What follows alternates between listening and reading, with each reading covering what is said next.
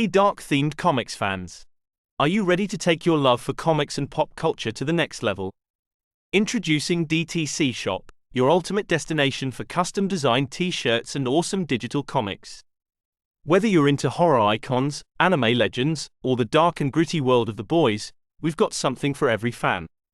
Our high-quality, 100% cotton tees let you wear your fandom with pride, while our digital comics bring you epic stories you'll be hard-pressed to find anywhere else.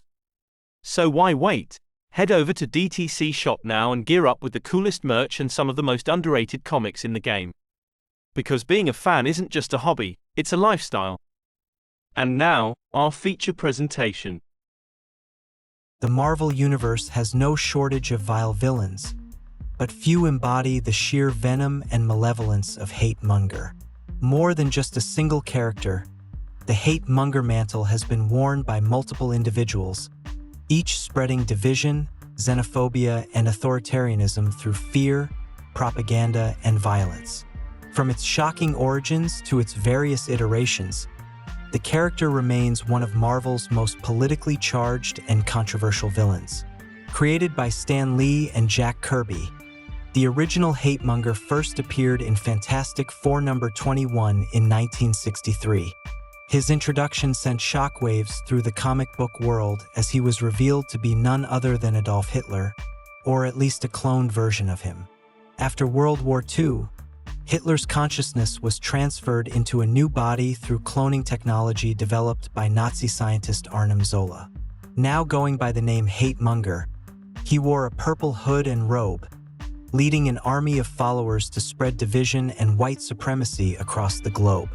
His ability to manipulate masses with his hate ray, a weapon that amplified xenophobic and violent tendencies in its targets, made him a formidable ideological threat. Hate-Monger's first major battle pitted him against the Fantastic Four, who uncovered his identity and put an end to his latest campaign of terror. However, like many comic book villains, death was merely a temporary setback. Following the death of the original, others took up the Hate-Monger mantle, continuing his mission of spreading chaos and extremism.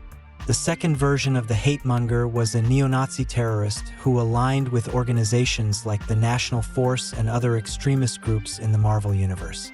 He had no supernatural or technological abilities, but was a skilled manipulator who used political propaganda and militant aggression to sow unrest.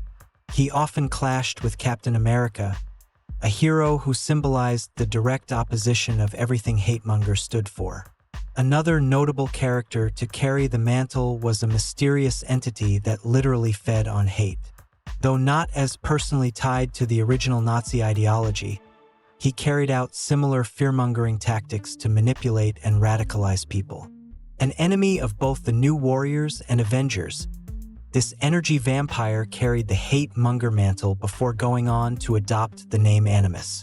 While the abilities of Hate-Monger vary depending on the incarnation, the original and most recurring versions share common characteristics, including the infamous hate ray device, a gadget capable of manipulating emotions, making people irrationally angry, violent, and susceptible to authoritarian control. Whether through his charisma or fear tactics, Hate-Monger knows how to influence and radicalize others. Hate-Monger remains one of Marvel's most unsettling villains, representing real-world ideologies that have fueled conflict throughout history. While many comic book villains seek power, revenge, or wealth, Hate-Monger's sole purpose is spreading division and hatred. This makes him one of Marvel's most disturbing, yet relevant antagonists. Whether through science, supernatural means, or ideological warfare, Hate-Monger's influence persists.